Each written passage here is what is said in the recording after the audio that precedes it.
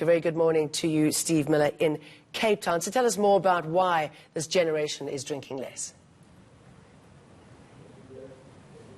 Morning, Jane. Well, I think the stats are really interesting. Almost a doubling of young people not having any alcohol whatsoever. Nearly 30% now in the UK are choosing to be abstemious.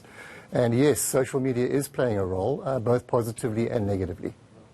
Negatively in the sense that many of them don't want to be captured on social media inebriated? Exactly. I mean, those very embarrassing photographs of you responding to the flower bed are just not very good for your created social media platform. So that's the sort of negative side with a positive spin.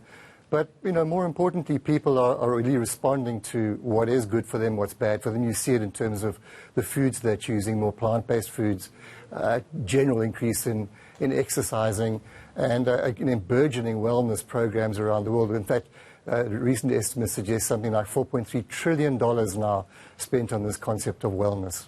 And what do you think empowers them to make that decision? Because there is so much peer group pressure, I should imagine, even in that age group to drink. Well, funny enough, I think it's going in the reverse direction. Many of these youngsters grow up in homes where they've seen the effect of alcohol. They've seen their parents or older significant others embarrassing themselves in public, and they react to that. Once a group of people together start to decide to do something or not do something, that has its own momentum, and I think that's what's driving it. So group pressure may actually be going the other way now as to not drinking as opposed to choosing to drink. But let's just be clear, in the South African context, this is quite a schizophrenic thing. It's very typical of the top end and not so much of the mass market. And, I mean, what's replacing alcohol in many areas? I suspect it's not crack cocaine, but is there anything else? No, I mean, so you're seeing incredible growth in non-alcoholic variants of alcoholic drinks, so gin-free, gin and tonics and so on. And in South Africa, that trend is gaining pace too.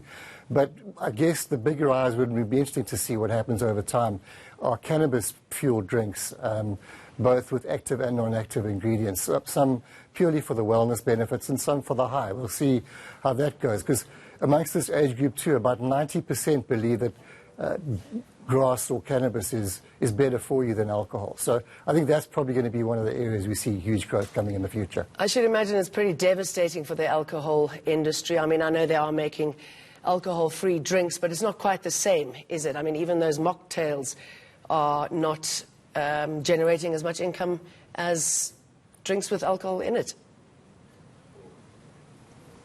No, that's the problem. I think you sort of get into these non-alcoholic drinks and the prices are actually very expensive, partly because the market share is relatively small, and also partly because it costs more to make them. So if you take the on-cost of making a mocktail with all the fruit and so on, without the benefits of the profit from the alcohol, the trade just can't bear those costs. So, you know, that's impacted on things like sober curious bars or sober bars in the UK, where they've opened and then they've shut because they just can't make money. But alcohol-free variants of existing products are growing, and certainly lower alcohol variants of things like beers are certainly on the increase as well. And I should imagine for those who choose not to drink alcohol and are more mindful of their existence, it's good for the head and good for the pocket. It's good for the pocket in many ways, because sometimes you make decisions with a little inebriated that cost you even more money, either in terms of, you know, shelling out for drinks or going places you wouldn't, or even eating things that you shouldn't. So yeah, net, I think people are saving money, and that may well also be a driver for younger people. Money is tight.